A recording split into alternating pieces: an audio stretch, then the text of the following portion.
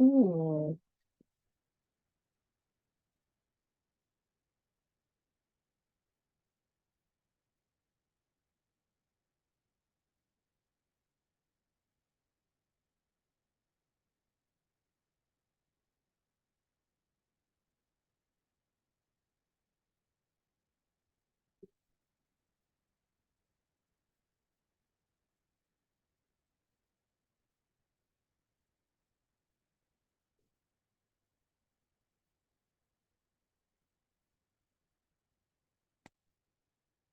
Hey everyone.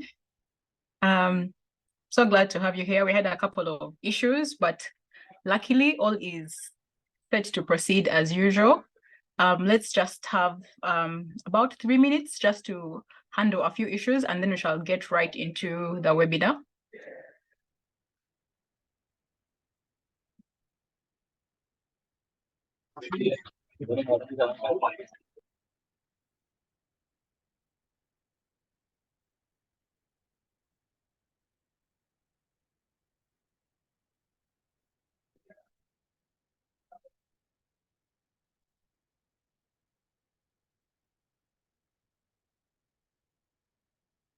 Okay.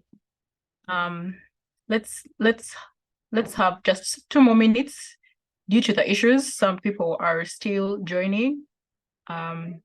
So as we allow them to join, I would just like to quickly welcome you all into this webinar. By virtue of being in this webinar, it means that all of us here have something we share in common. We are like-minded in an area of trying to pursue academia, being leaders, and attempting to progress in our different career paths. I would like to profoundly welcome you all. My name is Mariam Iculet Arikosi. I am going to be the host for today and at the same time a panelist. I am presently a Chevening scholar for the year 2022 to 2023. And I am about to finish my program. And as we are concluding, the next cohort of scholars is coming into the country, and our other panelist is literally we're just switching. As I'm leaving, she's also coming back. And she's going to be joining us soon. As she joins us, I would just like to quickly go through the ground rules for all of us. This is going to be a really high-packed webinar. If you could just give me 1 second.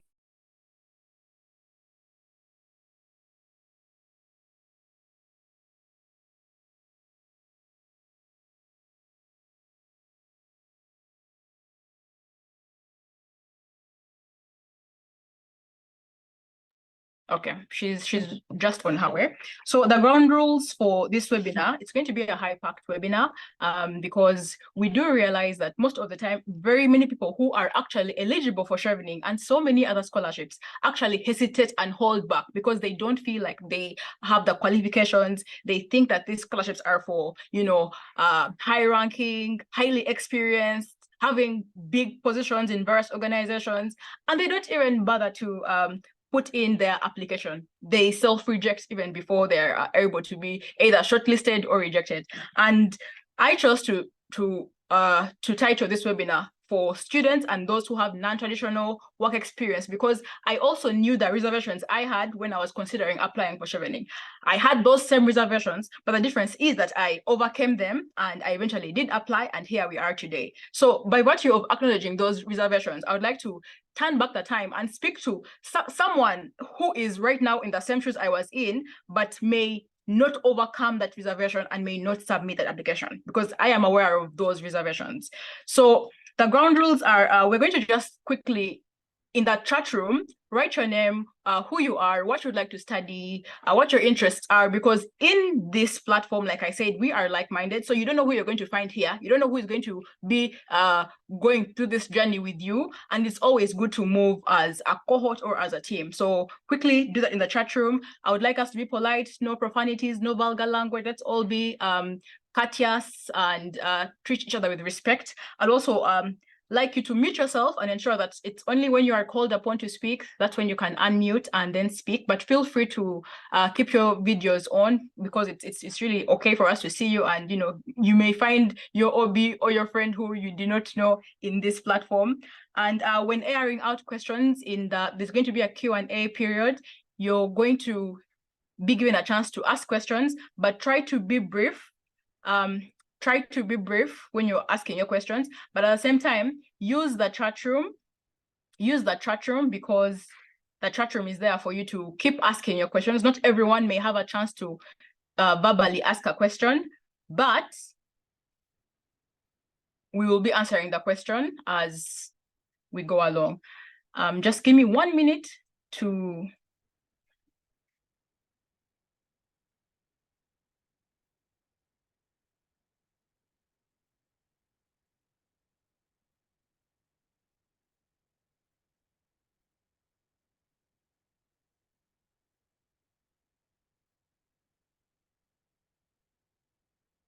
All right, so yeah, we do have our co-hosts in the room.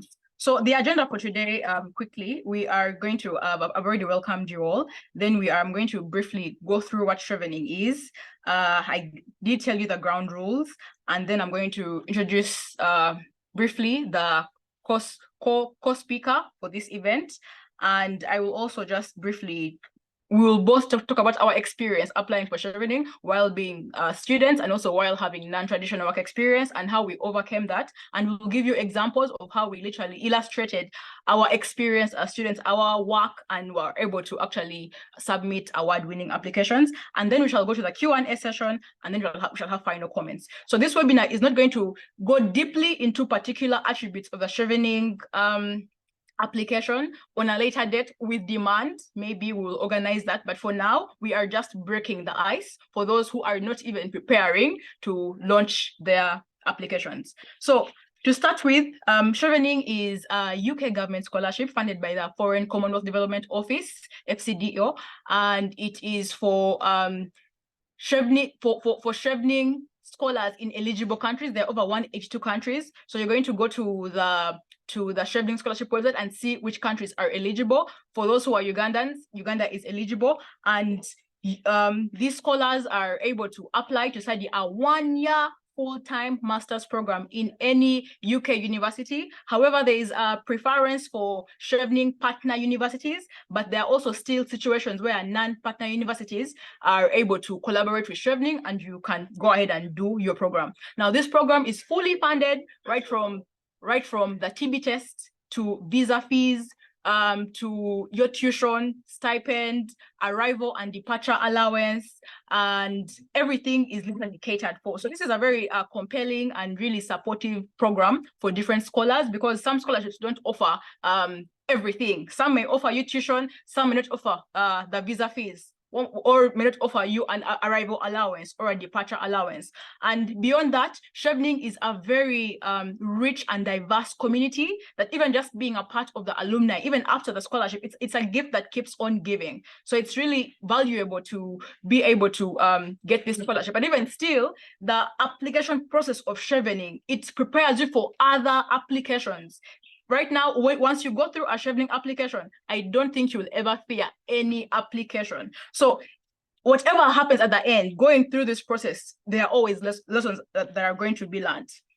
So this scholarship this scholarship has no age limit. So whether you're 92, whether you're 12 years old, as long as you have the qualifications, you must at least have finished your undergraduate study, or at least you have the required documents to get an offer from a UK university. Now, Chevening gives you the funds to study for your program, but it's you to go ahead and look for the different offers from the university. And they tell you to at least get 3 offers, and you'll have to pick one. So you have to get your first choice, second choice, third choice, and then you eventually pick one. So they do not support you in applying for the university. If the application fees, you deal with that with the university. But Chevening will fund you from the time you get the offer, from the time you're walking to the Ugandan airport, to landing in the UK, and until you come back into Uganda. Chevening will support you on that. So there are so many other things about Chevening, and I would like you to go to the Chevening website, which is as we speak being written in the chat room. You're going to find so much more resources there about Chevening. I don't want to take a lot of time on some of these things because I know that you have a lot of questions. So with that, at least you have an understanding of what Chevening is. Now, I'm going to quickly go straight to why we are here, to listen to the different people who probably have the same attributes as you, or applying as recently finished students, or in that final year of being a student, or don't actually have the traditional work experience. The beauty of Chevening is they accept full-time employment, part-time employment, voluntary work, unpaid and paid work. The only work they don't accept is any work that was in fulfillment of your degree program. If you are doing work that was marked and being graded for you to get your program, that work is not acceptable. But any other work that you are doing, and this work, you don't have to have been working, I don't know, in a big office. It could have been work, any kind of work that you can really exemplify is going to be calculated. So I'm going to quickly give a chance to our renowned and recent Shevna, Syndia Chemutai. Later we shall learn even how to pronounce Chevening. Some say Chevening, some say Chevening, but whatever it is, she's a Shevna. So I'd like to welcome Syndia Chemutai to tell us about herself, her experience, how she got Chevening, how was the application process, what made her even apply, did she have any reservations, how did she overcome them, and maybe even give us any examples in her essay of how she literally presented her experience in a very compelling and persuasive way for her to actually outcompete even more experienced people. Yes, Chemutai, welcome. Thank you so much, Mariam. Oh, it's such a pleasure sharing a platform with you. The last time we had this kind of interaction was when I was preparing for my interviews, and it's great to join the league of the amazing Chevening family. So my name is Chemutai Syndia. Once again, as introduced, I am a Chevening scholar 2023-2024. I'll be going to the University of Leeds, studying Master of Laws in International Human Rights Law. Yeah, so one thing that we have in common is we're able to apply for the Chevening scholarship fresh out of university. Most people feel intimidated. They hear Chevening, oh my God, this is something very big. It is big, but once you are dedicated, once you have the ambition, they look for ambitious future leaders. So if you see that in yourself, even if you haven't had traditional work experience like me and Mariam, you can be able to apply for it and succeed like we did. So first things first, what really inspired me to apply for Chevening? I applied for, just to lay a background, I finished my degree in law in 2022. Yeah, so we graduated in July 2022. And as we're waiting to join LDC, the bar course, a friend of mine saw it fit to, drag me to apply for Chevening. So I gave him an excuse. I told him, no, Emmanuel, I am still a student. I don't think I can, succeed. I had that reservation of, I'm still a student. Chevening is very competitive. It's so tight. Imagine out of 70,000 applicants, they only want 1,500. Which chances do I have as a fresh graduate from university? But he insisted. He said he was going to keep bugging me until I applied for it. So I gave him an excuse of, I'll be going to LDC. I don't think I stand any chance of, getting this scholarship. But he still insisted. And I got inspired. Straight up, I went online, looked up the Chevening scholarship, what were the requirements. Then the reservation I had was on the work requirements. So I sat back, called him, and he said, Syndia, you've been working for like forever. You've been doing internships and volunteering.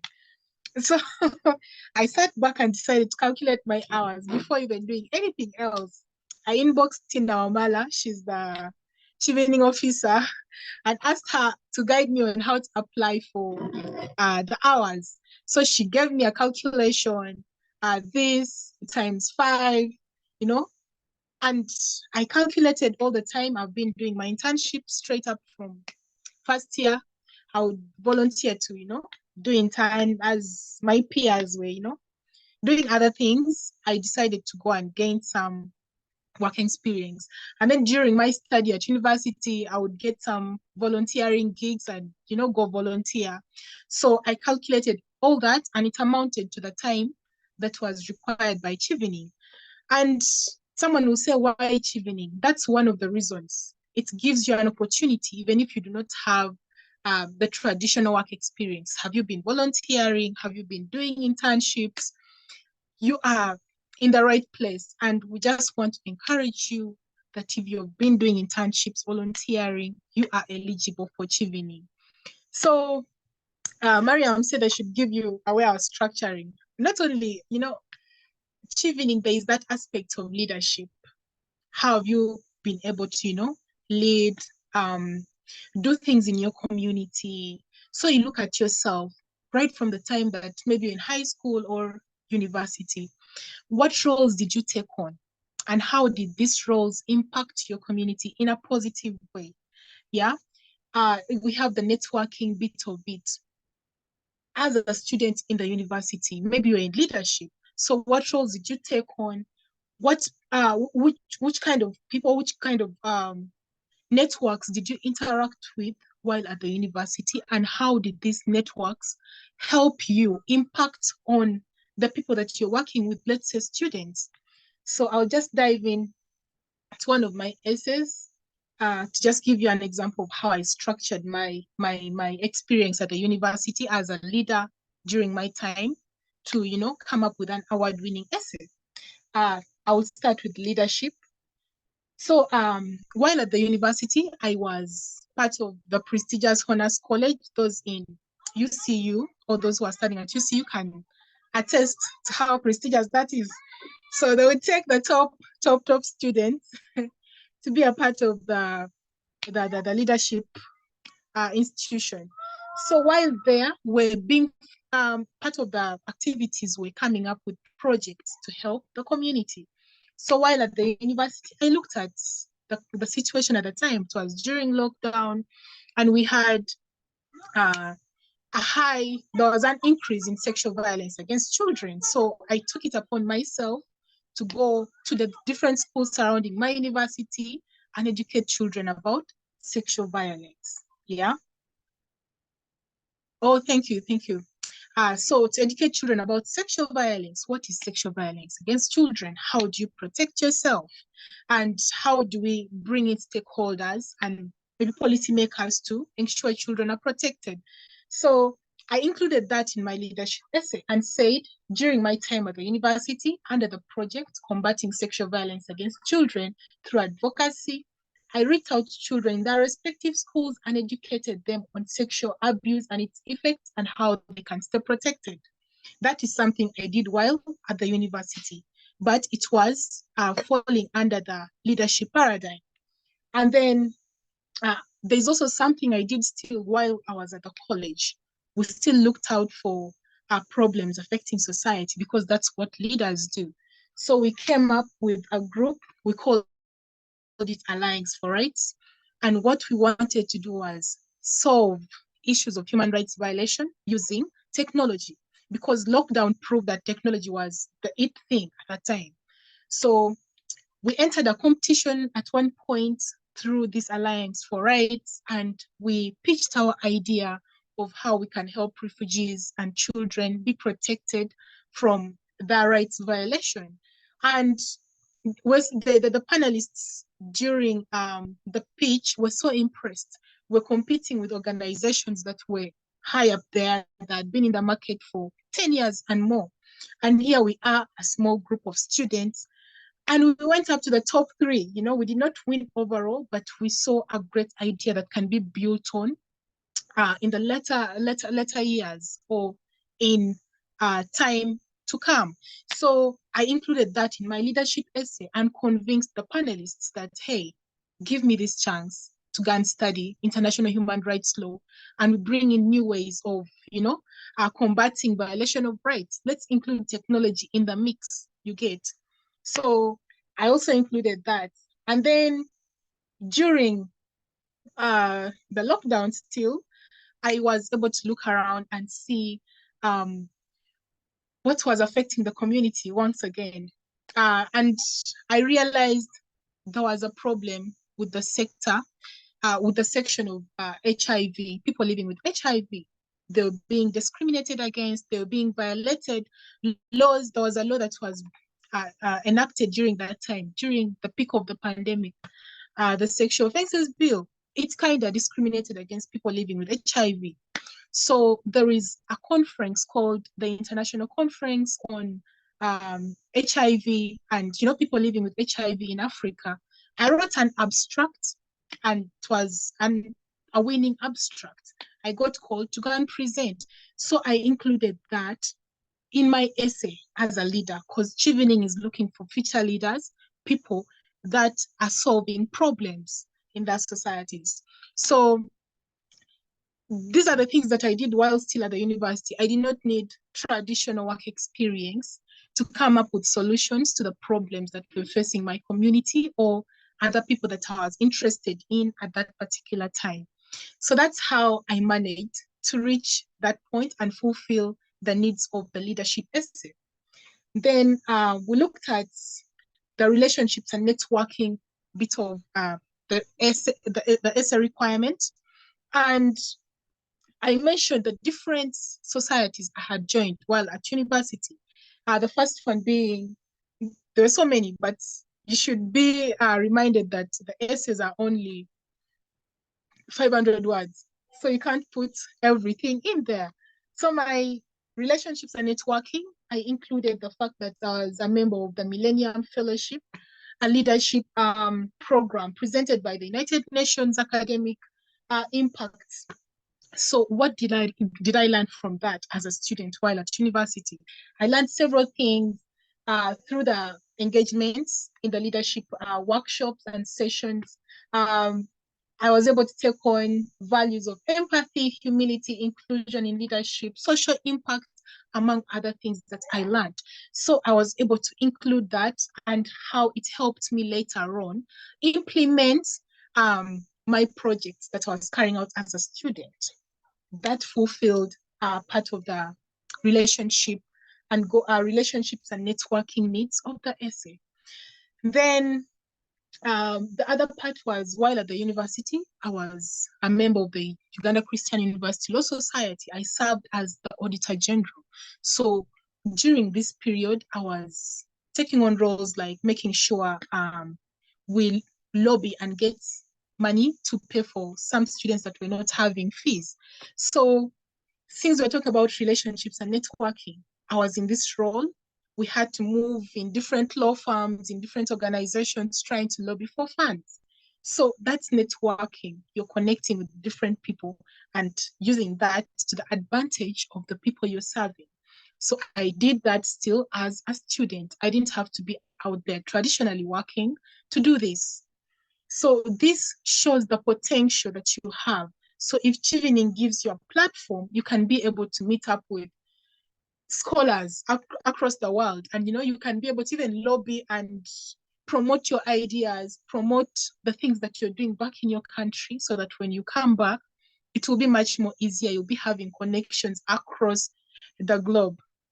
Yeah. Then I also mentioned that still I spoke about the Honors College, the work I did there.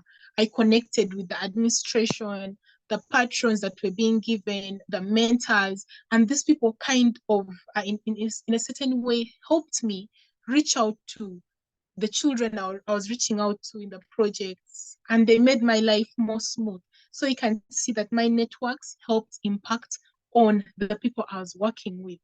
Yeah, so those are the things they want to see, Then I also mentioned that my exceptional networking skills helped me. I got singled out of the thousands of students to represent students' interest in a public dialogue, where we're addressing the freedom of expression and assembly. We're analyzing the practicability in universities and in Uganda as a whole. Wrote a paper to that effect and even presented it. So here we really need you to talk about how you interact with people, because Chevening is going to give you a platform to interact with everyone. How are you going to use that to your advantage? And how are you going to use that to your advantage, and how are you going to use that to the advantage of the people you work with? Then the next essay talks about career goals, really. What do you plan on doing? Because you're going to apply when you have a strategy, you have a strategy that you plan on following. After getting my master's, I'm going to come back, maybe work with where I was working previously, as I, leverage on my networks to continue expanding and working with the communities that I work with. So that, and then we have studying in the UK. Those ones we're not going to delve into it because it doesn't affect you right now, but it's also important to know where you're going to study. Which kind of university are you going to study? What takes you there? Go a little bit more and do more research. Look at the instructors, what inspires you, who do you want to really meet, and who do you think can mentor you in that sphere? So that being said, I wasn't doing any traditional work, but I have clearly showed you how what I was doing as a student while still at the university helped me to write an award-winning essay that impressed the reading committee in the UK, and I got shortlisted for the interviews. And while there, you of course have to prove that it's actually you that wrote this essay. You're really passionate about what you wrote, and give them a reason to, give you the scholarship. And here we are preparing to go and enjoy the fruits of you being a Chevening. Thank you so much. Assured, honestly. Before we go back, come and enjoy. However, it ain't easy. A 1 year full-time master's program. I don't want to scare you, but you're already coming, so there's nothing to be scared about. Thank you so much, Syndia, for that.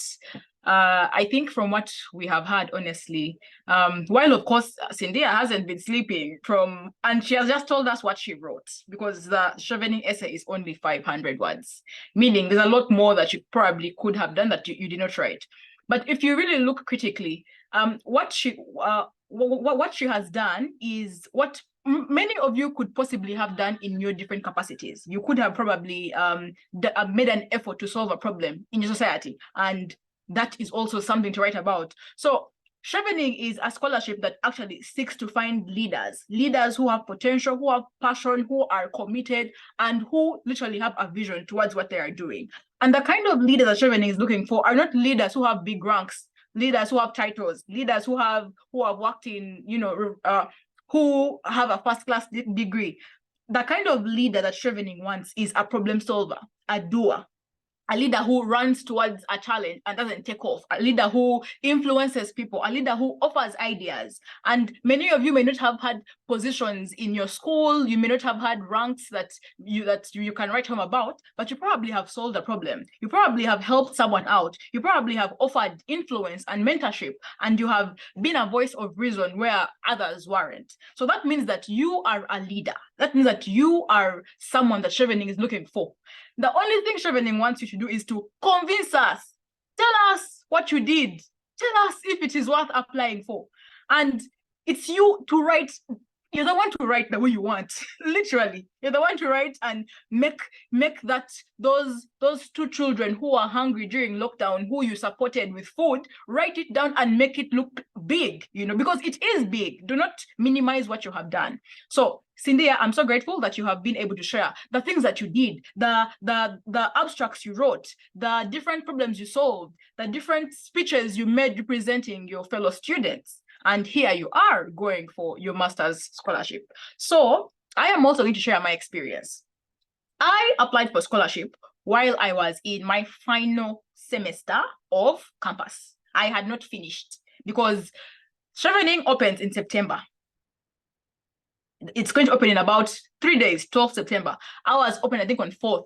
I was still doing my papers. However, I calculated that by the time they called me for the interview, I will have finished.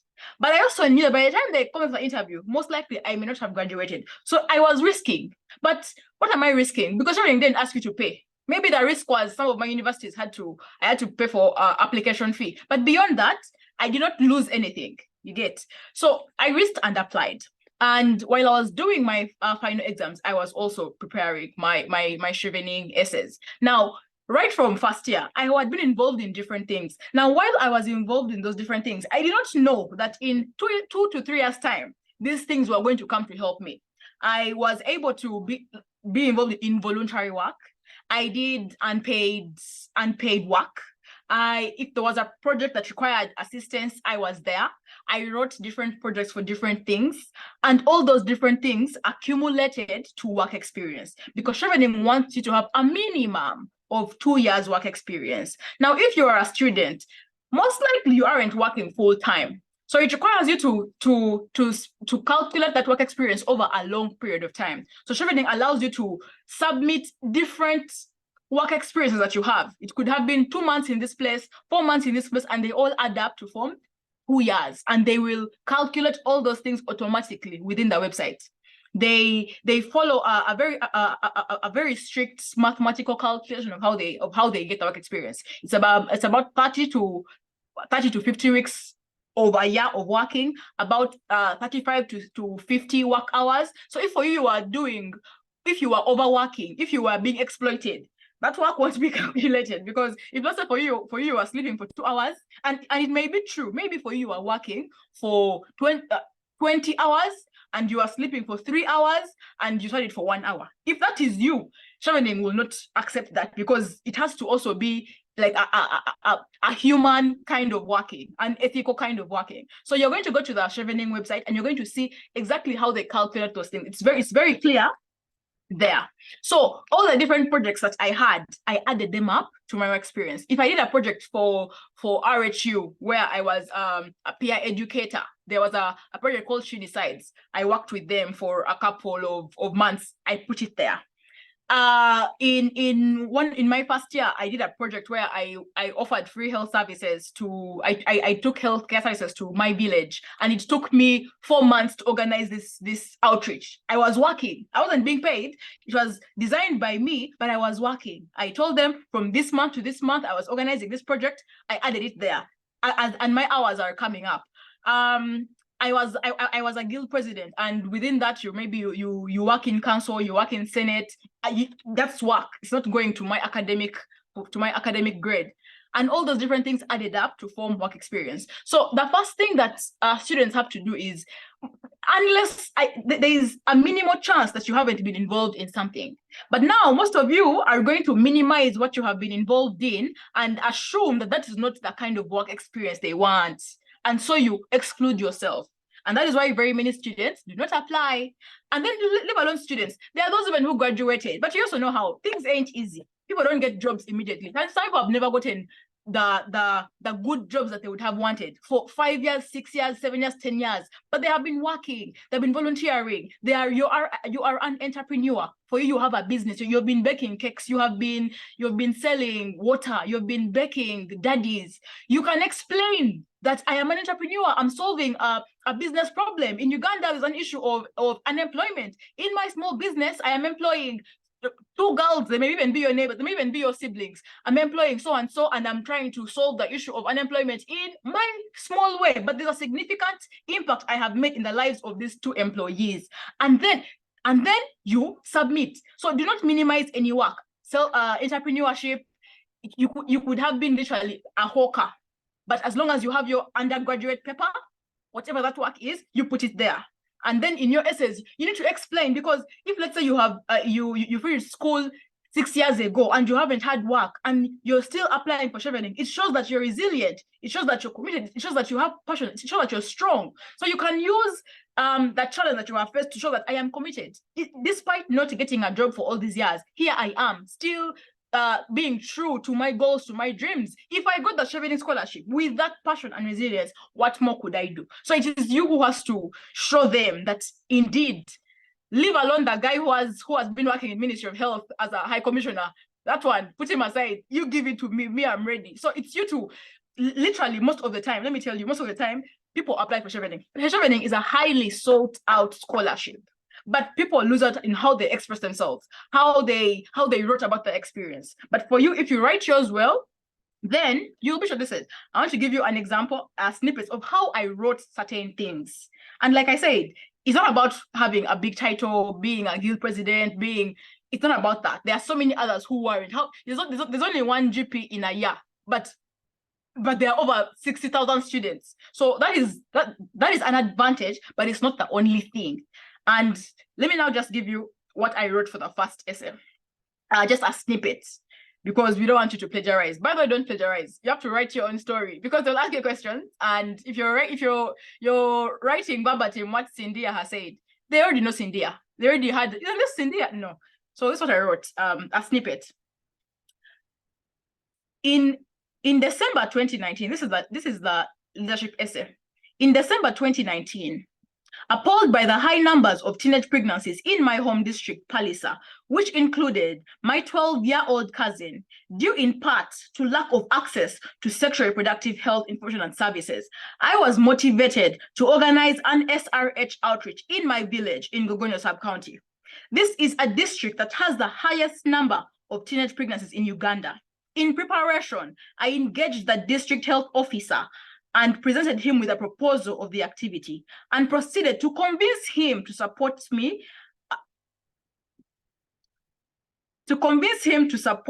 in holding this activity in Gogonyo sub-county in Palisa. With his endorsement and support, I proceeded to engage with the Reproductive Health Uganda Mbale office to request for supplies and experts to offer comprehensive family planning services to the masses that would attend, and IntraHealth Eastern Uganda to offer the logistics for the event, like tents, allowances, among others. These experiences taught me that being a leader works in tandem with influence and is enhanced through maintaining ethical values that others can trust by evidenced abilities to be self-driven and seek solutions to challenges in collaboration with others. The Chevening Scholarship offers me an even greater platform to forge such connections across global interfaces, further improving my ability to solve certain problems. So I'm giving an example of what I did in 2019. I'm applying in 2021, you get? So depending on how you write it, it shows, it's going to influence whoever's reading to give you a chance. Then in just one paragraph in the second essay, which is about relationship building and shared learning, it begins like this. Once COVID-19 cases had been recorded in Uganda and schools were closed, I decided to make a documentary in September 2020 to record the novel experiences of Ugandan folk in the wake of the COVID-19 pandemic. In this documentary titled The Power of Their Story, I managed to interview students, the academia, persons living with disabilities, recovered COVID-19 victims, frontline health workers, and political leaders. Notably, I proactively wrote a letter to the hospital director for Mbarara Referral Hospital, Dr. Barije, asking him to participate in the interview and permit me to interview his staff. He then widened my network by connecting me to Dr. Rose Muhindo, head of the COVID-19 task force in MRRH, and the district health officer, Mbarara, Dr. Sebutinde, with whom I formed a cordial relationship. Fast forward to October 2021, as a guild president of Mbarara University, having maintained routine communication with all of them, I utilized our formed relationship and reached out to Dr. Sebutinde, Dr. Barije, and Dr. Muhindo to serve COVID-19 vaccines for the students at MAST, and installed a vaccination unit at the university where students could easily get vaccinated in preparation for reopening of the university.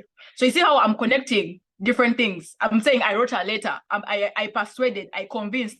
I'm using big words to literally magnify and show the gravity of what I did. someone else could have done the same thing, but they will write it in a way that whoever is reading will not feel impressed or compelled. So I hope that these examples show you that it's you to present what you have done in a way that is compelling. Now, the third essay is the study in the UK essay. Like we said earlier, we're just giving you snippets. There are other lengthier webinars, and maybe on demand, we could come back and also share on that, on how you can structure, improve, and word your essays, on how many examples you must have in an essay. You have 500 words. How must you explain? How must you date? Must you put names of people? How can you connect one example from essay 4 to essay 1 so that there is rhythm and there's a pattern in your work? How can you show your passion for what you're studying? So there'll be other essays for that. So I really want us to have some time to get to the Q&A. I want at least an hour of the Q&A. We can always come back and explain, because I'm sure by virtue of what you ask, we shall explain deeply and go from there. So at this juncture, I believe it's time for us to really quickly just go into the Q&A session so that you actually have time to ask questions and we actually see the gaps, because we had our gaps, we had our thoughts, we had our reservations when we were applying, which is why we began this webinar, but we are all different. So I want to hear from you and see what are your actual gaps, what's actually bothering you, and then we can target those actual problems. But at least you've had a background, you've had from Syndia, you've had from me, you kind of have a broad idea of what this entire thing is about, right? So you can raise your hand and we'll be able to unmute you and you can ask a question, but also you can also use the chat room, the Q&A section, and ask your questions there. We shall still answer those questions there. So for those who are ready, you just raise your hands. Kato Uthman, your hand has been up forever. So if you're there, you can ask your question. I'm giving you 3 seconds. Sorry, I had raised it earlier for the chat. Chat was disabled earlier, but it was solved. So I forgot to put it down. Okay, because I've been seeing it. I'm like, this guy is a burning question. Yeah. Okay. So Pamela Akide.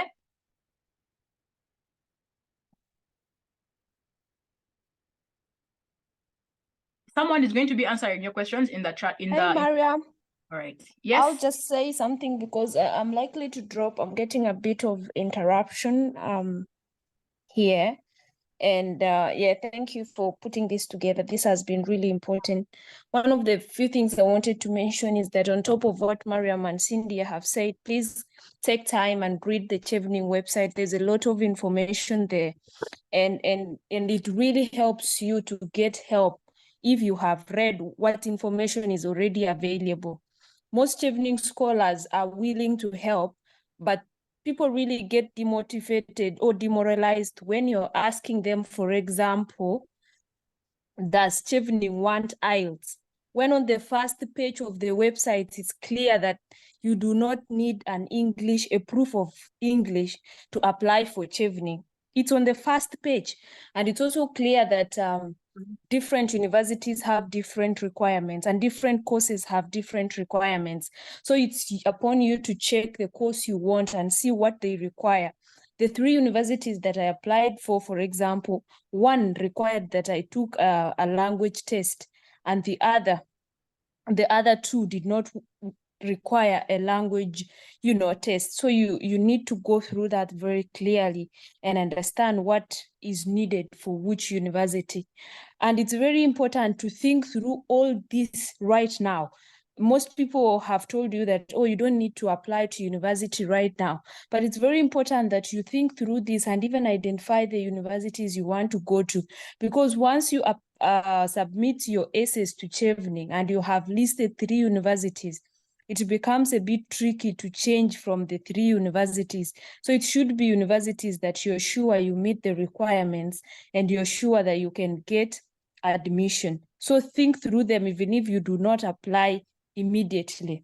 And from me, finally, when you're thinking about applying for Chevening doesn't need any answers from space.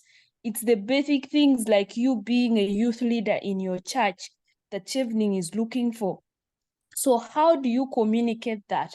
Remember that Chevening does not want your CV. They want your story. How have you contributed to positive change in the community? In that choir, being a choir leader, you don't even need to be a leader. You can just be a member, right? Because it's not about the title that you hold, but how have you stepped up, for example, to be a leader? Maybe you're the one who organizes the meetings, like you send out invitations. Maybe you're the one that takes the notes during meetings. Those are the stories that Chevening is wanting. And then how do you step up to cover if there is a gap somewhere? How do you solve problems, daily challenges? So you don't have to be a big person up there. So what I would really advise you to do right now is to sit and think critically on what are some of the things that you have done and write them down. It's easier if you're writing them down. Just outline some of the activities you've been engaged in. Think about what are the things that you want to do when you come to the UK? What is the cause that you want? Also write that down. Think about your future, create a picture of what you want to be doing in the future, and also write that down. And in this, your essays, you're going to tie these things together. Your experiences in the past, how you have led, how you have networked, needs to tie into what you want to study, and it should tie into what you want to do in the future. That is why you want to study these things. So that when I read your leadership essay and 3 days later I read your career plans essay, I should remember, hey, this is the person who said they did this, and that's why they want to do this in the future. Like, there should be that connection between your essays, so that your essays do not appear like they are completely different and not aligned at all. So think through some of those things and don't look for really big things. Of course, if you have the big things, well and good, but just the really basic common activities that you've been engaged in, and just start writing. Write as much as you can. My first essays were almost up to 2,000 words. Yet every essay you need 500 words. And ask people to read your essays. I think I had over 10 people read my essays. I'm not a bad writer myself, but I knew that I'm competing with 2,000 Ugandans.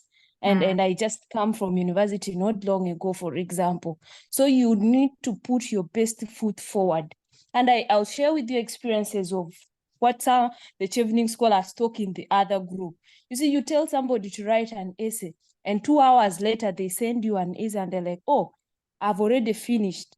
And you can just be like, no, you don't do that for Chevening. You sit, you think, you put your best foot forward. And lastly, there is a lot of material out there. There are hundreds of videos on YouTube from different people explaining how to do these things.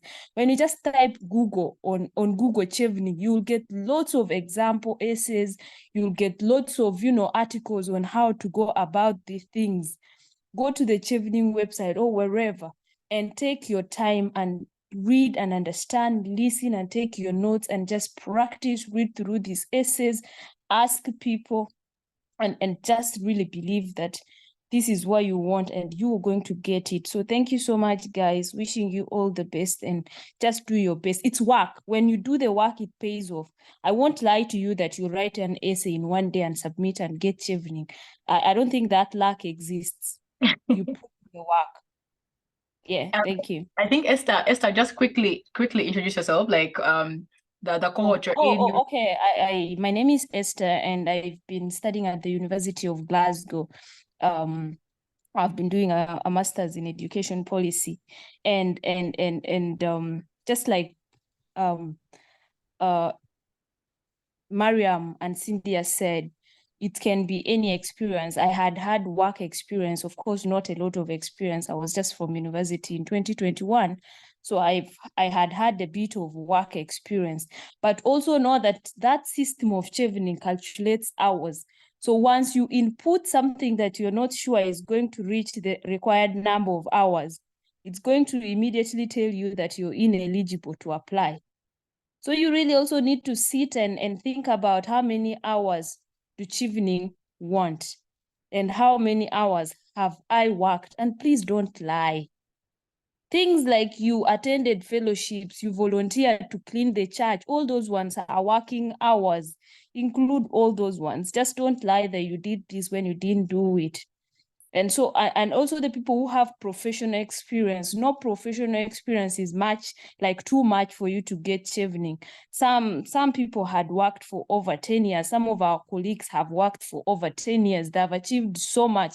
As long as you can convince Chevening that I have worked for these 10 years, this is where the gap is, these are the skills that I need, and this master's through the Chevening scholarship will help me develop these skills, and this is the change that I'll create when I come back.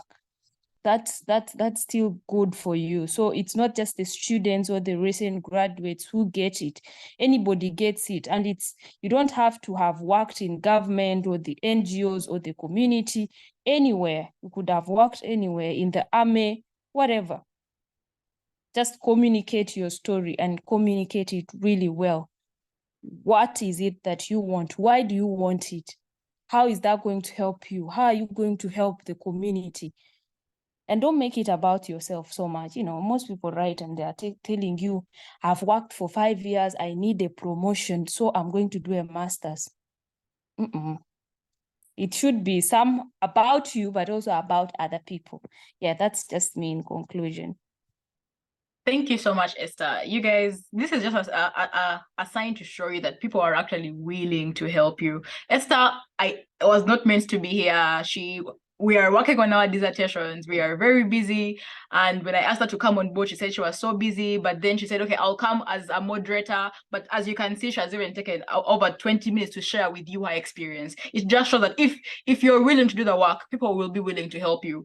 So she has come here despite having all those different expectations and dissertation pressure, and she has been able to share with us her experience. So thank you so much for coming and for sharing that experience. I was hoping that you would talk, but I didn't want to put you on the spot. And indeed, as a leader, you just set the scene on your own.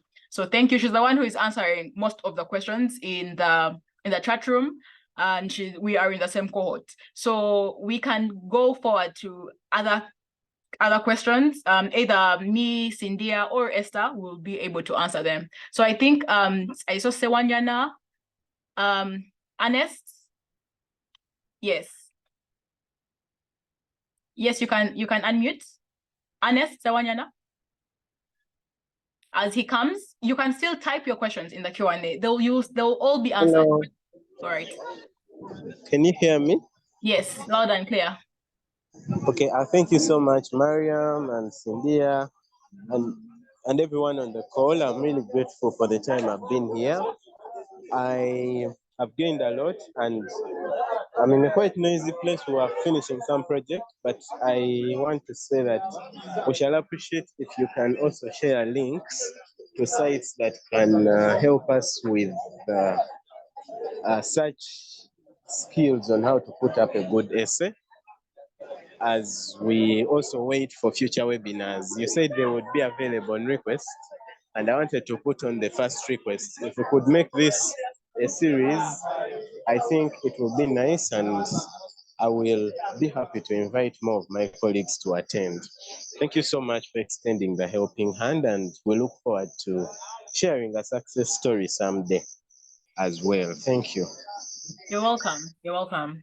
I think thanks for that question. As Esther said, and other people have said, start with the Chevening website. Before you even go anywhere, the Chevening website is heavily detailed, heavily packed. They have FAQs, they have links to how to improve your essays, they have links to every single step, from how the work experience is calculated, to how you can write a conclusion for your essay, to how you can pick a university, to how you can apply, to how to prepare for.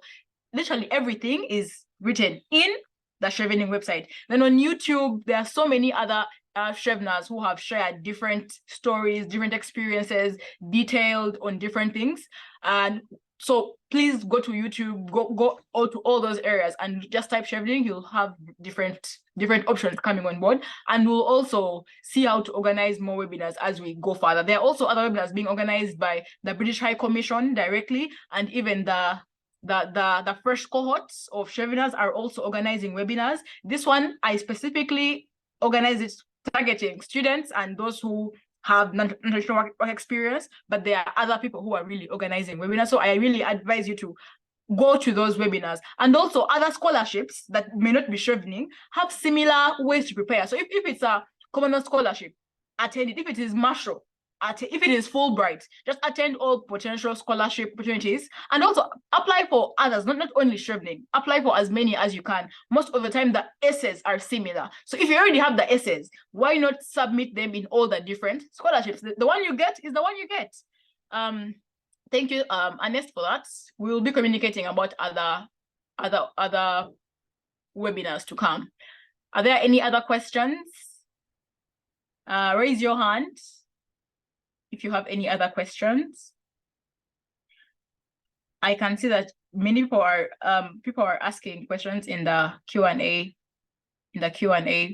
provision. I cannot see the chat room presently, but if you're asking questions there, I have shared a link where you can submit your email and name. I believe I think Syndia, there must be a Chevening WhatsApp group that is supporting applicants for this next cohort.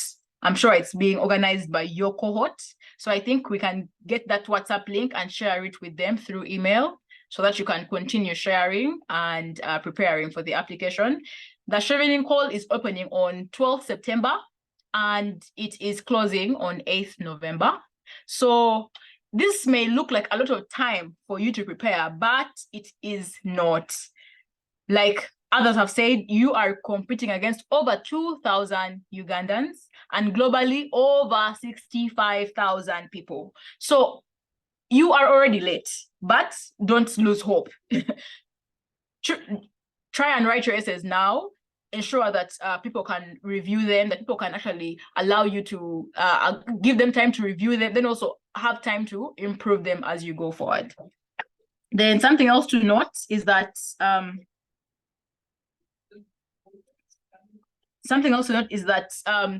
the first stage of elimination is it's electronic and it's automatic.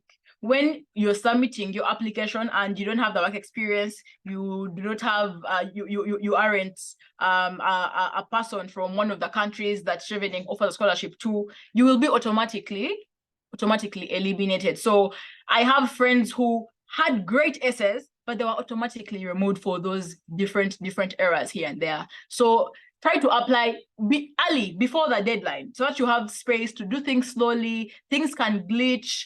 I made an error. I submitted my application like 3 minutes to the deadline. I almost didn't. Don't be me and don't be like others who actually failed because of that. So David Nyamutale, you can ask your question.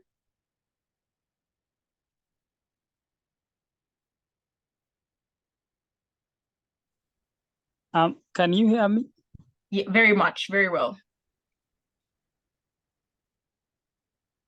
Yes, David. I was wondering, for instance, I've just joined my 4th year and I expect probably to finish around May next year. Would someone like me be allowed to apply, maybe if you want to prepare early in time so that maybe by the time I finish, if perhaps they would allow me and I join immediately without having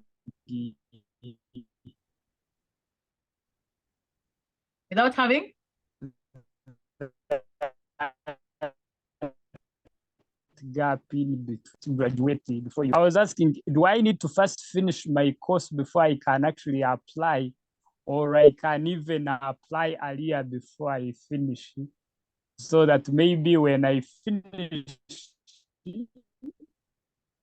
maybe I join immediately? So that is a sensitive question. Now, on the Chevening website, they clearly write that you must have completed all components of an undergraduate degree to be admitted to a university before you submit. Now, there is a certain technical space where you can submit. The only way you can submit is if by the time the interview is by the time you're shortlisted for the interview, you should have finished. By the time you go for the interview, you should have finished. Preferably, you should have graduated. Now, in my experience, I applied when I was doing my final exams. And I knew I would finish by, I was finishing in December. The application is closing in November. I was going to graduate end of May. That is 28th of May the next year. My interview was around 9th of May that year. And the difference is, are you able to get the university offers? Because Chevening leaves that to you. You're the one to meet the requirements for the universities. And most universities will not give you an offer if you haven't finished. Or if you have not finished, you must prove to them that by the time you're coming for the course, you will have finished. But also, with the marks you have, are you set to actually graduate with the required marks for them to give you an offer? Because you may already be below the university's cutoff points. So even if they wait for you to finish, you still will be below.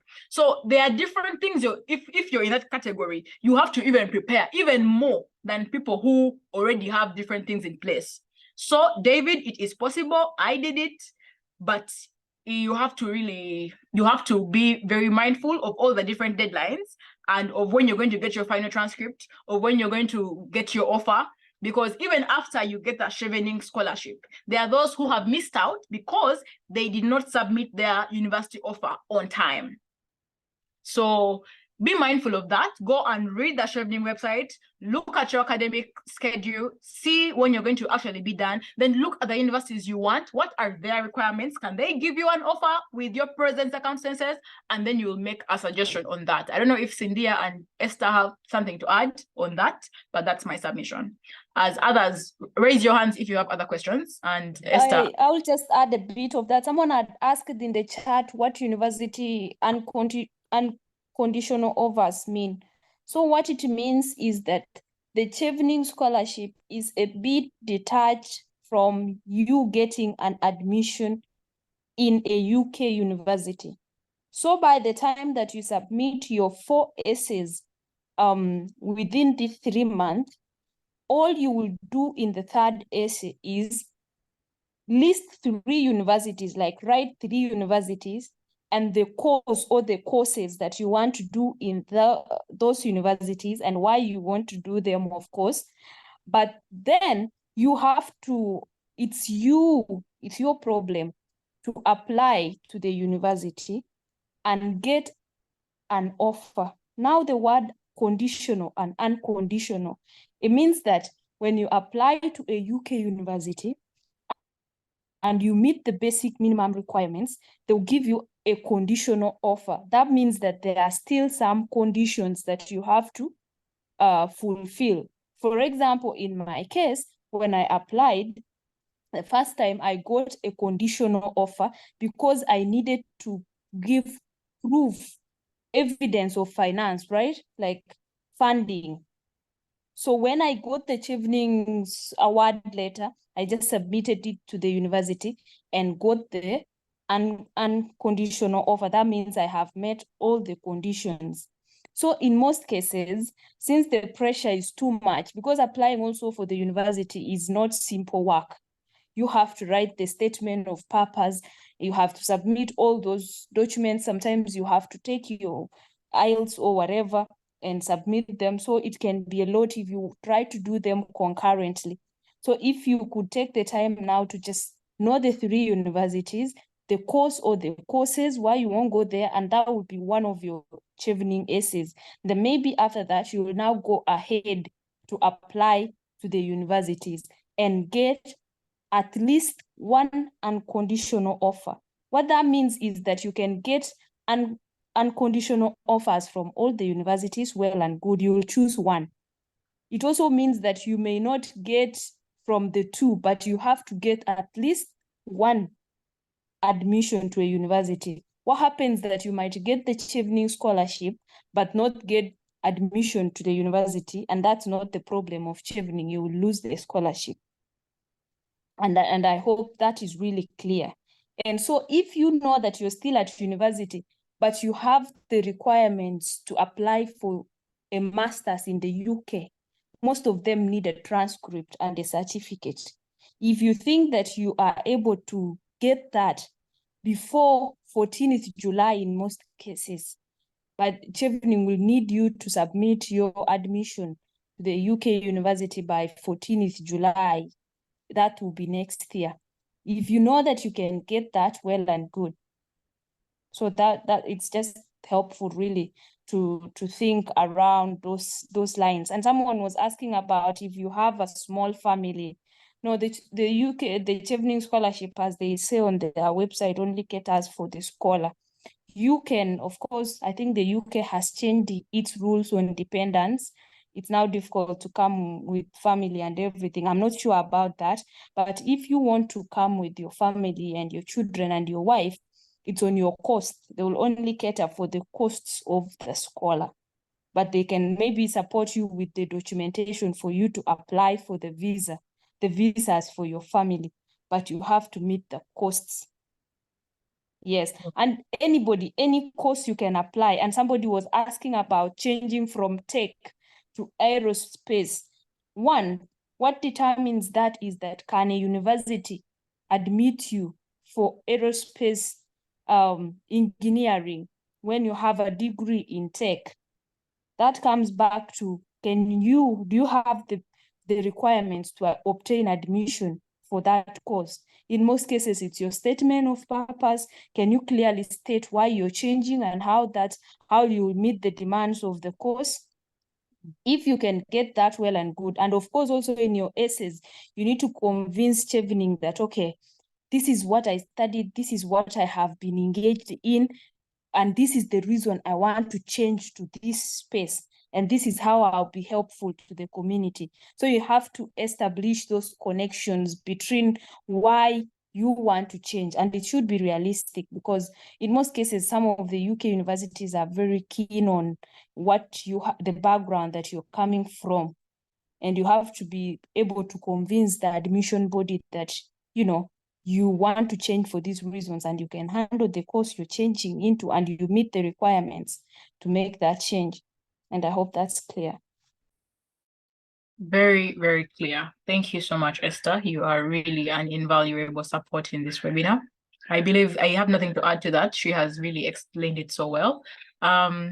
Since there are as people are raising their hands, we're going to answer some of the questions in the Q&A live. Akelo is asking, my question is for more clarity, especially on what Esther said about Chevening not needing one CV, just more about the essays, and what Mariam said about writing the experience one has had. The question is as follows. Does one have to take note of all that experience in your CV, or is it required when writing the essays? I ask this because won't evidence be required in your CV of work experience or when calculating the work hours? So there's a point in your application portal when you're going to upload your CV. You're going to upload a PDF of your CV, and you are advised not to lie. They most of the time they say they investigate, they verify. So if they find that you have been lying, definitely that's an automatic disqualification. So in your essays, you only have 500 words. So you definitely will not be able to write all about what you have done. You only have 500 words. So most of the time, your 500 words can only accommodate at least 2 examples, at most 4. Because if you write more than four, you won't have time to really explain and express what you did and link it with the essay question and really expose and elaborate what you're trying to prove. So your advice to write at least 3 examples. In my essays, I only had at most 3 examples, and I would elaborate them clearly and link them. So your advice to go between 2 and 4, and don't go beyond that. But if you feel you're able to go beyond that, then you can go forward, but it's going to inhibit how much you can persuade and compel whoever is reading your essay. Remember that they receive over 100,000 applicants, and someone is reading your essay. So if it is verbose, if it is not clear, you're going to be automatically disqualified. It's only those who are compelling enough who will most likely go to the next stage, because the first stage of the process is there is going to be an independent reading body in, I don't know if it's in the UK or somewhere in the world, who reads all the essays, and then they create a long list. They reduce all those thousands into a long list that is then forwarded to the local British High Commission offices for the different countries to then further read again and then create the short list for the interview. So all those different, that's why the long list, you may not even make it to that long list if your essays are not connecting really well. So indeed, you are going to have to submit your full CV. There will be a point where you can do that. Then for your work experience, you may not have to put all your work experience in the point for calculating, because as long as you reach that 2 years work experience, then you won't need to put everything. So for those who have so many part-time experiences, they even advise you to pick the ones with the most hours, if you have them, and put them there. But if you have so many of, I don't know, like few hours, you still put them there. But if you have so much, pick the ones that the ones with the most experience, because they just want the work hours. Your CV will have all the things you had, but don't feel that in your work experience part, you want to put the ones that are maybe more special to you. So I hope I have answered that. In case Syndia or Chemutai wants to add, they can. So I've answered for Akelo, Claire, and Anonymous, who asked about the examples. Yes, Syndia. Thank you so much, Mariam and Esther. You've really done a great job, and I just want to encourage people to again go back to the Chevening website. Everything is there. It's well elaborated.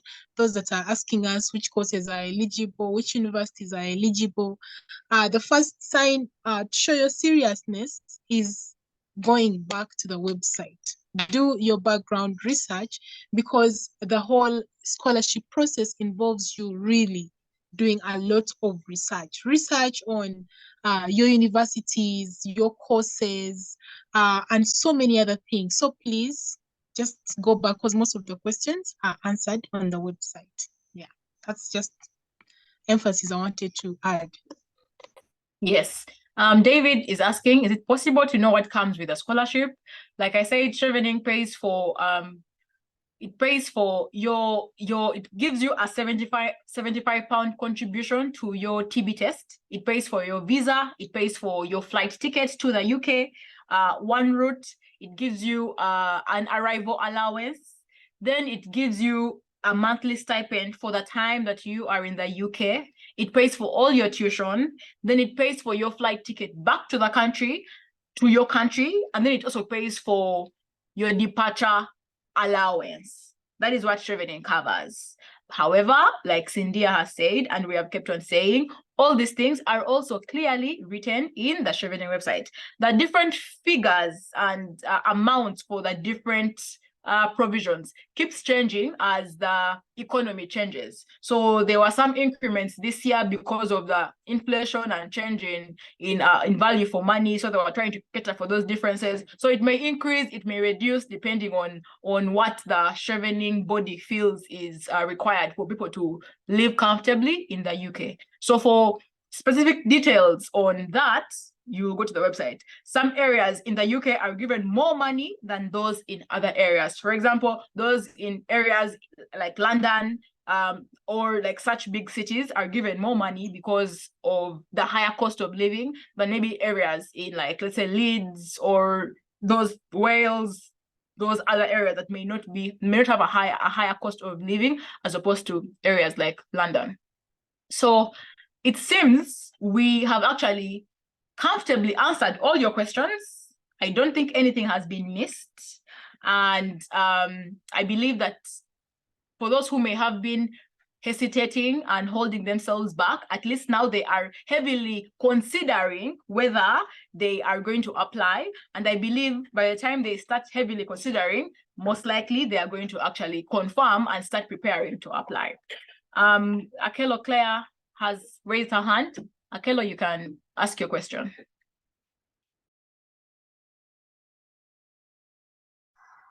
Thank you so much. Sorry, the background is raining right now, but I wanted just to ask a question in regards to preparation. So if someone really wanted to be so well prepared for this scholarship, how many, like say, months should you prepare, like say prior to, because you're saying it's opening on 12th of September and closing on the 8th of November. So like maybe to be on a safe side, does someone have to start preparing as early as 3 months? Like what's the time, at least you, from your experience, which you think would really give someone enough time to really prepare for this scholarship? Thank you. Honestly, the earlier the better. For those who began, because I have people who they were in 3rd year, they knew that they already had another year to study, but they knew that when I reach 4th year, I want to apply. And as early as last year, they were sending me their essays to review. And we have gone like through 6 sessions of reviewing their essays. So the earlier the better. The earlier the better, because Chevening has, there's always something to improve in your essay. Now, for you, it's already too late. It's opening in about 3 days. So you already have, this is the only time you have. Unless you're saying, I'm going to apply now, I'm going to prepare for next year's application. So since we're already 3 days to the opening, you only have from today till November 8th when it closes. But for those who, they know that right now I am not eligible, but next year I will be eligible, start preparing now, because these expectations and requirements don't change rapidly. In fact, they haven't changed, I think, for the last 40 years. They have been really the same. So you can start preparing now. For those who are applying this year, it's already cast in stone. You only have from now till November. However, there are people who have experience in applying for different things. Maybe they've already been writing different essays. There are those who are really good at writing. There are those who know how to combine different things. So there are those who technically have an advantage because of the skill in writing and expressing themselves.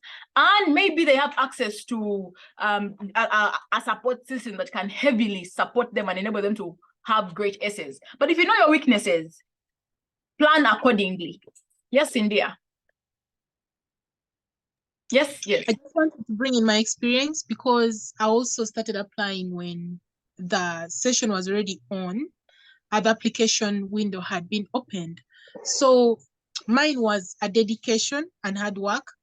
Dedicate like a whole month from the opening, every single evening from the beginning of the application. Make sure you review your essay, because Mariam has already said there's something to improve. So before you leave work or before you sleep, make sure you've looked at your essay, improve it, send it to the people that are reviewing. They give you feedback, keep improving.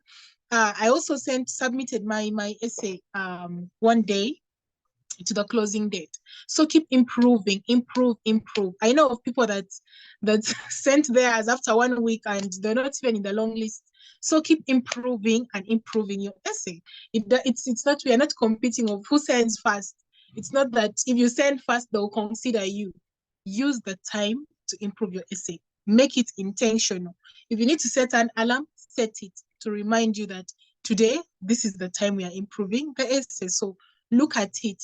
And if you've been writing, you'll realize that when you leave something to sleep, the next day you check it out and you're like, oh, this actually shouldn't be here, or this should be here. So please, you're not too late.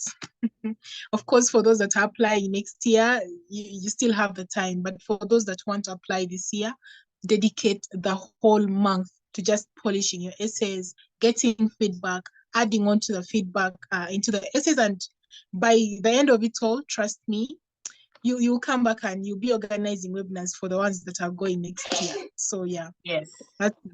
Yeah. Thank you so much, Syndia, for that. And let me tell you, don't hide. Don't be applying in hiding. Don't think that if I share my essay, they're going to steal my idea. I urge you to write, okay, maybe not together as a whole, but find your partners who you can write with. I, for one, no one reviewed my essay. I spent a lot of the time, because I was still doing my final exams. I was really busy.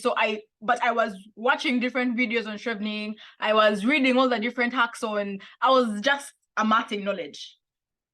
And I was applying with some friends of mine who, for them, had their essays written, and their essays were being reviewed by different people. And they would share with me their essays, and I would see what the reviewers were saying about their essays, and I was also picking the different tricks on how I could and applied them to my own essay. So, and at the same time, because I also had some skills in writing, they were also sharing with me their essays to help them review, and I could also see the different comments that they were making. So if you write together, you can strengthen each other.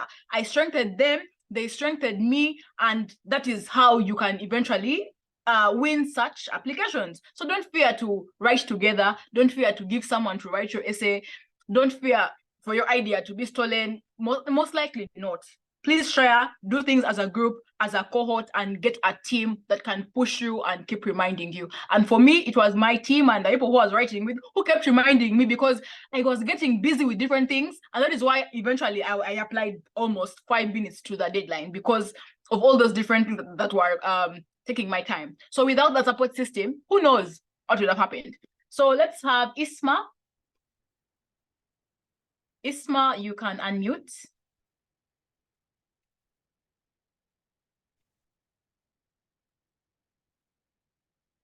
Isma, you can unmute and ask your question. Your hand is raised. I'm giving you 5 seconds, and then I will allow David to ask his question. Okay, now am I clear?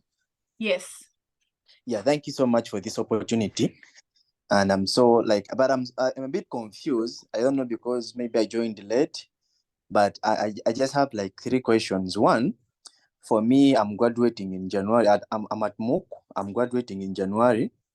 Though now I cannot get my testimonial yet because I've not graduated and the transcript yet.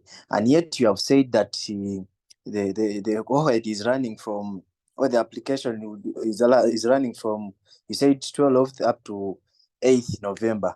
So can I use these results without being approved? Because I have access to the results, but they're not approved by the university. I cannot get a testimonial before graduating and the transcript. Then the second thing, the second question I want to ask is what's the first thing to first be done? Is it getting the admission before starting to apply for the scholarship, or what? Because I'm just a bit confused. Then, if you don't mind, I'm requesting, can you be my mentor for the essays? Thank you so much.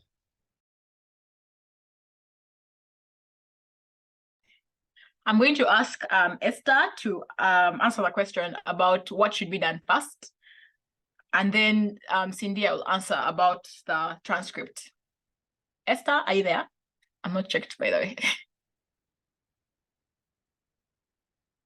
If Esther is not there, I'm going to answer it. Chebijira? Okay. So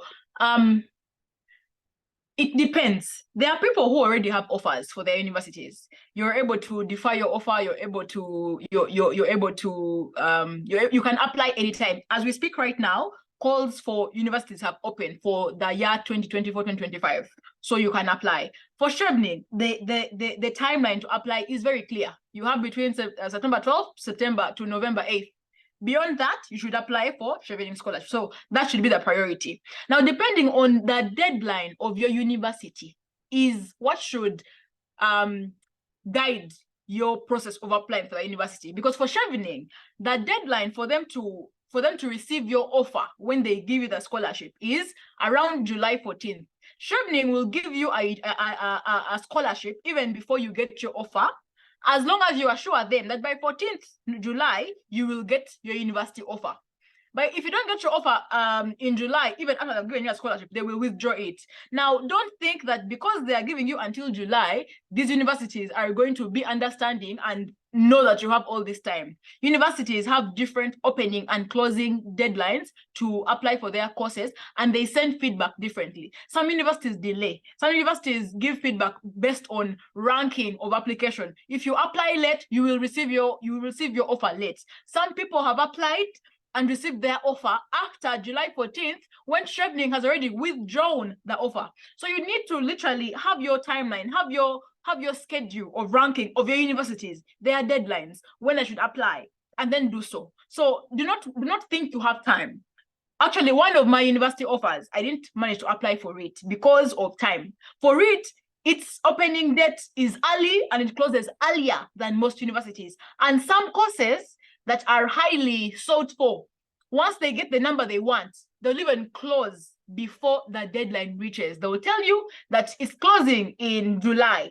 But once they reach their cap of 30 people, they'll stop allowing offers. So think about that. Think about that when you're considering what you're going to do. Syndia, if you can answer the question for the transcript. Okay, Mariam, thank you so much. About the transcripts, it still goes back to your university of choice requirements. What does your university need? Have you mapped out the universities that you're hoping to apply to? So if you've mapped out the universities, then you should be able to look at what their requirements are. In some cases, you can be able to use, how can I call it? Not the real actual transcript. Partial transcript. You can have exactly the partial transcript. So you can be able to obtain a partial transcript from your university, and then it's stamped to show that it's actually yours or genuine. Then you can use that to obtain a place at the university as you wait for the real transcript, because they understand some universities issue out transcripts late, you know. So if you have a partial transcript, proof that you've completed your course and proof that you have all the requirements, then you can go ahead and apply using the partial transcript. You don't have to wait for the real transcript to come out. And this also depends on the universities. And these universities are also open to dialogue, but that's what I noticed. For example, when I was applying, two of my universities wanted the English test requirement, but I wrote to them. I told them, you know what, I have been using English as my primary language of instruction right from nursery school. So if you could consider waiving it for me, then it would be, you know, fair. And they accepted. Two of them waived the English test requirement, and one of them had admission fees. I also applied for a waiver of the admission of the application fees requirement, and they accepted. So it also depends on how you talk to them. Yeah, so that's what I have to say for now. Yes, that is very true. That is very true. Like I told you earlier, I did not have my full transcript until after the interview. I got conditional offers because I applied to my universities, expressed that I don't have a full transcript, but I'm going to have finished by the time I am coming for the program. I gave them my grades till that time, and with that trend, they could see that I was going to pass and get the offer. So they give you a conditional offer until you get the final transcript, then they can make it unconditional. And when I went for my interview, I told Chevening, because I knew that me not graduating was a challenge. So I made sure I had offers. And told my Chevening panel that while I haven't graduated, UCL has given me an offer. UCL is the top university in the world. By the time they give me an offer without a transcript, surely, Chevening, you shouldn't be the one to deny me the scholarship because of a graduation. You get? So if you have these challenges, for you must be extra, because you know your problem. You haven't graduated. You have no transcript. You're the one with no offer. But if you have no offer, it's still okay. But like if you can try and get offers, by the time you go for the interview, for you're pulling out 3 offers, they really see that this person is eager and he wants the scholarship. So do not relax like other people who have, you need to know your problems, know your circumstances, and then try to overcome those challenges. Then Nyakesho asked about, do they accept if you have divergent work experience, maybe you've been baking and then you're also working in an organization? Yes, everything, every work, paid work, full-time work, voluntary work, internships. They're not saying you must work in an NGO, government. No. If you worked, that's part of the work experience. So do not self-reject. Do not deny yourself this chance because you feel that my work experience isn't enough. Cynthia is asking, I think Isma, I think we have answered you. Chirumira Rogers, you can ask your question. Okay, good evening. Yes, please. Thank you very much. About the interviews, where are they done from? Are they done like online, or do you travel to the UK for interviews, or how are they done? Thank you. They are done within the country of the applicant. They are done in the British High Commission. So for us Ugandans, they'll be done in the Ugandan British High Commission. So you won't be traveling anywhere. Like you won't be traveling to the UK to do your interview. And then for special cases, it could be an oral interview. Maybe let's say you come from, I don't know, maybe you're in a war-torn area, maybe you're a refugee. There are some special cases, but for most Ugandans, God willing, there won't be any reason as to why you won't do your interview physically. Among Dina, Grace,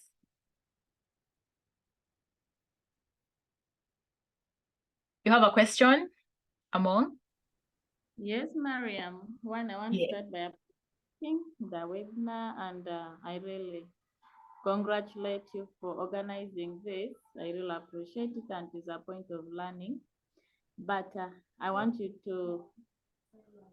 just want to take you briefly back. You know, some of us are slow learners. I think I missed out something. When you're applying for the Chevening scholarship, you apply for the university as well. So which one should come first? Okay, will you start looking for the university after getting the scholarship, approval of the scholarship, or you start looking for the university as well as you're waiting for the approval of the scholarship? I think I didn't get it well. All right, it's okay. You're not a slow learner. Sometimes there are different things that affect that, because there is an element that I think I did not mention, and your question is really, really valid. Now, the Chevening essays, the third essay is the study in the UK essay. The study in the UK essay, you have to talk about your 3 university choices, first, second, third. You must talk about them. You must mention them. You must tell us the course you're going to do. You must tell us why you've chosen that course and why you're going to that university. So there's no way you're going to apply for Chevening when you haven't thought about and decided which course you want to do and which university you're going to. So most likely, you may not have applied to those universities, but you will have chosen them, and they should be in your essay. Then even in your interview, they will ask you about those very universities. There's a very small chance for you to change those university courses. You may change the ranking, but you may not really change the university or the course. However, there's a chance if, let's say, you had your first, second, third choice, but then you still applied for a 4th, 5th, 6th. If you explain it well, you may have a chance to switch. However, that isn't advisable. Why don't you choose the ones you really want to go to, make the choice now, organize yourself, focus, and pick the ones you really want to, so that you're not there begging for chances later. That you guys, I didn't choose well. Already that shows that you're not clear, you're not focused, you're not. So if you can avoid those issues ahead by choosing well now, choose them now, and then submit your application. I said earlier that Chevening and the university are applied for differently. They have different deadlines. They have different requirements. They have different structures. So think of them separately. Chevening, you know their deadlines, September, November, submit. Then the universities, you will be shocked. One university, it may even be having the same deadline as Chevening. It may be having the same deadline, it may be even earlier. Maybe the deadline is October, but for you, you're waiting to apply for Chevening. So look clearly at the universities you want, see their deadlines, see their openings, because even some haven't even opened yet. Some opened in January. Some are closing in November. One of my choices closed in November. I had forgotten.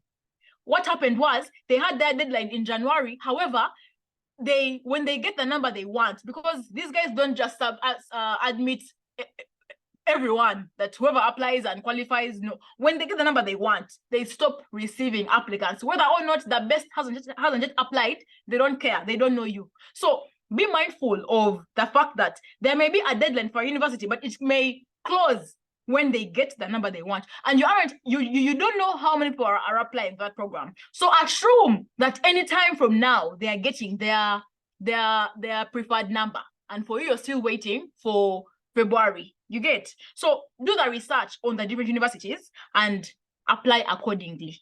I hope I'm clear. So any other questions? We are actually coming to the close of the webinar. And it seems most of the questions have been answered. I'm really happy that I can clearly see, oh, I can't really see, I'm seeing Helen. Oh, okay. Helen Agnes. Helen Agnes. Are you able to? Yes. Helen Agnes? Yes, please. Okay. Thank you so much, Iculet. Can you hear me? Yes. Oh, you look so amazing. You look so great. Thank you. Remember last year I was on the platform here when we're sharing about Chevening, and I can see the energy, the enthusiasm, the eloquence is just on point. Thank you. My question on what we're discussing today is, I remember last year I was working out of the country. I didn't have much experience in my home country. And then I was changing from the course. I did procurement and logistics management at BSc level. And I wanted to do a master's in environmental management and sustainability, or climate change and global development, something to do with environmental sustainability. And I believe that could that be part of the reason as to why maybe can that contribute to my application not sounding so great to Chevening? How should I do it this time around to ensure that, okay, my application can compete at the same level, although I do not have enough experience in my home country? Because that is what Chevening focuses on so much, the experience in the home country. What have I done back home? And, besides my grades. Thank you so much, Helen. First and foremost, like we had said earlier, this webinar is also about demystifying some of these concepts. Chevening doesn't segregate against those who have worked out of the country. As long as by the time you're applying, or by the time you are going for the interview, you are actually based in your own country and you're committed to coming back to your home country. So they do not segregate against the geography of where you have worked. You are able to change discipline from one career path to another. It's just about you explaining why you're changing, what has influenced the change, and how you expect to actually apply what you're going to study. So Chevening, really, depending on how you write your essays, you may not really have to even over talk about your background. For example, even in my essays, I didn't talk a lot about my course, about my particular course. I spoke about what I did as a leader, how I networked, how I influenced people. My course itself, the name of my course didn't really appear a lot in my essay, but the essence of who I am and what I want to study did. So you're able to actually change career paths as long as you explain it well in your essay. In fact, you might even have to bring it up if it's not necessary, because the essay questions are very clear. Leadership, influence, nothing to talk about how does your course undergrad relate to your master's? No. However, you must really show why you're doing this particular course, why, how you intend to apply it, and what is motivating you. So changing career paths isn't going to inhibit you in getting the Chevening scholarship. Other things will. That will be the last thing that's going to stop you from going to the next level of the interview stage, and from there on going to the award process. Most likely, you may be asked at the interview stage why you have changed, but during the essay process, they just read what you provide. They read what you provide, and then they take you to the interview stage. Then maybe there they may ask you, why have you changed? It's you to either impress them with your change, because like now environment is a very big issue. So I can really understand why someone would want to contribute to that, and I think it's a very easy thing for you to explain. So thanks for that question, Helen, for anyone who was wondering about that, because most times, honestly, what you do for undergrad is not really what you want to do later in life. People change, and Chevening doesn't segregate on that. Betty? Mariam, just to add on the country issue, I had a colleague, we were preparing together for the interview, and she happens to be working in Kenya right now. So you know how Chevening is interested in what are you coming back to do for your country?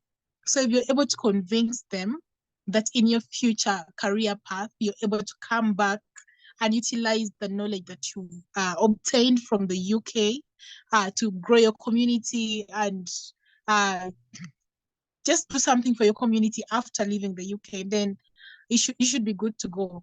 Yeah, because they questioned how you're working in Kenya right now, how will Uganda benefit from you when you leave the UK to come back after your studies. And I think that's where she failed to elaborate on how she was, you know, and you need to be able to really connect who are the people that are working in your field or the field that you're interested in, that you're currently in touch with, even if you're not working in that particular country. Yeah, have you created networks in your country, even if you're working somewhere else, that will enable you to come back and build your community? So you should be able to create that connection of, I'm currently working in Kenya, but when I get this scholarship and go to the UK, I'll come back and work in my country because, and this is evidenced by, I've been, you know, doing consultancies with so and so is my mentor. I'll come back and work with so and so. So I think you just create that synergy and you'll be able to impress them. That's okay, wonderful. Thank you. That's wonderful. Thank you for that. You really added another aspect of it, and I hope that can really help you in your application process. Yes, Betty? Was that Betty? Did Betty answer? Betty? Betty, did you ask a question? Okay. Yeah, I'm called Betty. Can you hear me? Yes. Yeah, so I wanted to inquire how someone can get the unconditional offer letter from the different universities, because I visited the Chevening website and that's one of the requirements that they really needed. And then the other question is, how does one know that the universities under the Chevening scholarship? Like, does one just go on Google and just search, or are they already listed? Thank you so much for that. Then yeah, and then another thing, I wanted to inquire if it's possible for like me to send drafts of my essays and maybe you kindly review them when you have the time, if that's possible. Yeah, thank you. You're welcome. So first and foremost, the requirements to get an unconditional offer for your university will be on the university's website, will be on the university's platform. So you need to also go to the universities and see what they want what they want from you, and then give them what they want and allow them to consider giving you an offer or not. So you really have to do research on the course that you're applying for. If they want a personal statement, they want a motivation letter, they want you to maybe have a research proposal. They have different requirements depending on the university. You must do the research and see what the different universities want, and then they will give you an unconditional offer. Some want English tests, some want, they have application fees. They have different things, and we cannot give a blanket statement for all the different universities. You have to really do the research and find that out. Then you can apply to any university in the UK. However, there are some that are partnering with Chevening closely, but they don't segregate you from applying to the others. If you go to the Chevening website, they're going to clearly tell you what are the circumstances of scenarios when, let's say, you apply to a non-partner university, but you are actually allowed to apply to any university within the UK that's offering a 1-year full-time master's scholarship. Then for issues of your essays being edited, it really depends on the time, the willingness, and also how serious you are, how good your essays are by the time you present them to a reviewer, because sometimes someone can present an essay and you really see that nothing has been done. So you need to reach out to different people and see, like, you can even reach out early. If you go to the Chevening Uganda alumni platform, Chevening Uganda Twitter page, they show all the different Cheveners. Right now, the current cohort have all been publicized, I believe. There are programs, the university, they at times even tag them. You can access them. You can even find someone who is in your field, email them, be like, I'm so and so, I'm applying for this scholarship, and I know that you successfully applied for it. I would like you to humbly assist me in reviewing my essays. If and maybe if possible, by the time you're writing that email, you can even send the first draft so that they already have everything, and then they make a choice and they can easily help you. Then also, don't only look for Cheveners.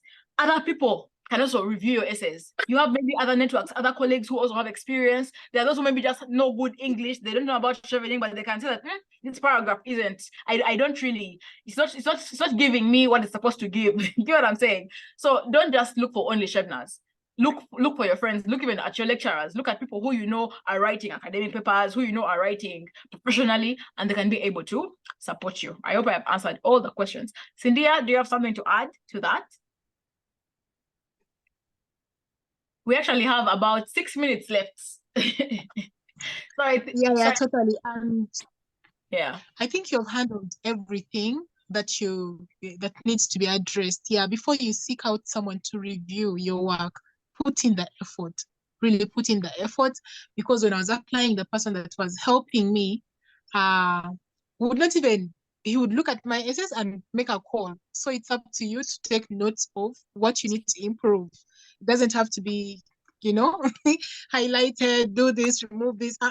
He would just look at it and the first time would be trashy, of course. He'll be like, this one is trash, but let's do this. 1 hour's call and edit, send me, So before you send, try and put in the work, because it's also demoralizing to really see someone, it's like I'm dragging you along. Please show the passion and show that you really need this. Yeah, that's true. That guy was sharp. He just calls you and like, if you record, if you don't, I may do that. Yes, Cynthia, I think you're going to be the last one to ask, because we are the webinar closes in about 5 minutes. It has been a really heavily packed and intense 2 hours. Cynthia. Good evening. Sorry. So I wanted to ask, can someone still apply for a Chevening scholarship even when they got an offer this year but were not able to fund or get a scholarship? Does it okay? As long as you can defer your offer, depending on how, because Chevening didn't come into your link with the university. If you can talk to them and they can defer the offer to next year when you'll be getting the scholarship, for them they're very okay. However you got your scholarship, they don't really care how you got it, as long as you have it, then they'll fund you. Yeah. Okay. Thank you so much. You're welcome. I'm seeing 4. So I'm seeing 4 hands. Cynthia. So can others be typing in the group? David, just rush, like just 30 seconds. Just a small thing that I want from you. I tend to see some of the essays, they specify 100 words, and others would be like 250 to 300. I want to know, for those that specify 100 words, do they mean exactly 100? Do they, that's the maximum?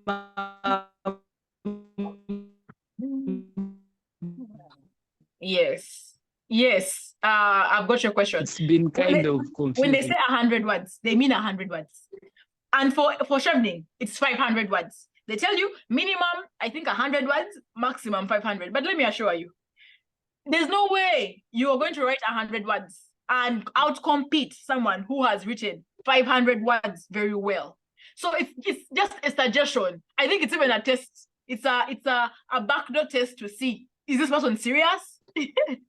So they may have said minimum 100, but don't even bother writing 100 words. That's my personal opinion. But Chevening says minimum 100, maximum 500. But just use your intelligence. If you're writing 100 words, and for me I'm writing 500, I'm writing more and giving them more things to consider to give me a chance. For you with 100 words, what are you I think it's possible. I don't want to say it's not, but I'm just saying you are losing out over 400 words of more explanation, of adding more depth, of convincing someone. Why lose them? Why lose them? So go for the 500. Right around 460, 485, 490.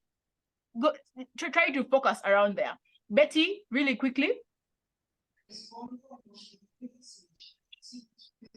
We have 2 minutes. Betty, your hand is up.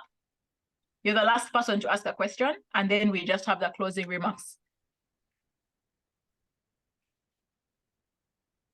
So I think Betty, there's someone whose hand is up. Okay. So I think Syndia, you can just give your closing remarks, anything you'd like to say to the friends here, to those who are preparing for the Chevening Scholarship opening in a few days. Oh, sorry, I forgot. My hand was raised. You guys, do not be discouraged. Just go for it. Go for it. Chevening looks out for leaders, ambitious people, and this it creates a space for you to express your ambition. Where people would say you're being overly ambitious, here it is normal. Ambition is normal. So please, please, please, please go for it. Do not allow limitations like I'm just a fresh graduate to stop you from getting a once-in-a-lifetime opportunity. So guys, do not disappoint us. I hope we can meet some of you next year, and I hope some of you next year can be able to, organize webinars like this to inspire the next cohort of young Cheveners and young achievers. Yeah, thank you so much, Mariam and Esther, for being co-panelists in this session. It was really an honor to participate. Yeah, have a good night, everyone, and all the best. Thank you. So guys, it has been said, all has been said, all has been put forward. The ball is in your court. Believe in yourself. Your story is worth it.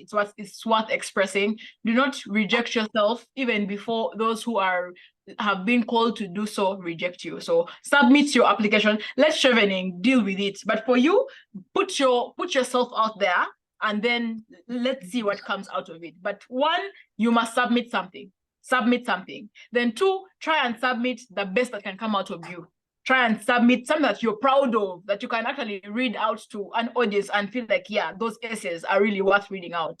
So thanks for coming, and I hope that you can really implement what we have said here. So this is the end of our webinar. I wish you all the best in your race to become a Chevener.